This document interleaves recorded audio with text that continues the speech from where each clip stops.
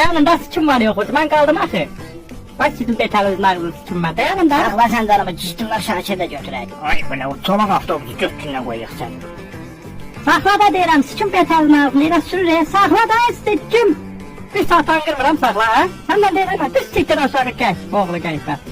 Niyə düşdün ha avtobusdan, qaqa? İşi bırakırsan. Siktir min avtobusa başımı xarab eləmə, cıvıq gedəcərik. Daha sabah səncə, cicdurlar, sağ dedim saxla da, saxlamadın, hep götbaş oldum var.